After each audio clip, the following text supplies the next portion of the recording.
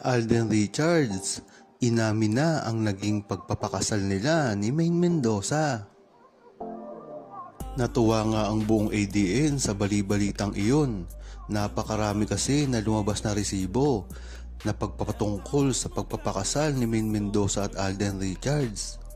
Bukod kasi sa napakaraming saksi na ito talaga ay nangyari, talaga naman kay Alden Richards na mismo nang gagaling na talagang kasal siya at meron siyang asawa.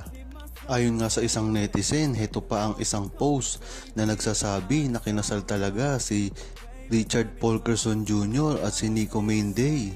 Polkerson, again, hindi po namimilit ang TBADN. Sa gustong maniwala ay maniwala, sa kung ayaw ay wag naman.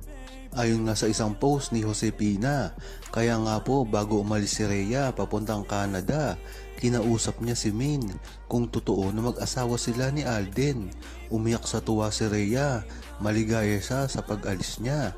Isa nga itong pagpapatunay na talagang nangyari ang kasal na ginanap ni Maine Mendoza at Alden Richards.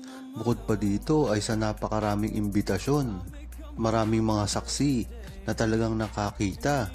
At ang mismo na kapitbahay ni Maine Mendoza ay pinapatunayan na talagang ito ay nangyari.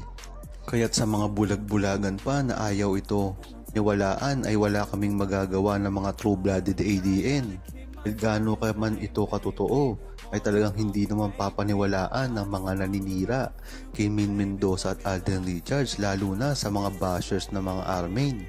Pero isa lang ang masasabi ng buong true-blooded ADN, sila ay kampante sa relasyon ni Maine Mendoza at Alden Richards.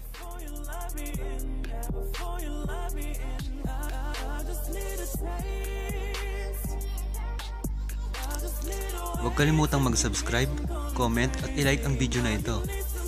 Thanks for watching!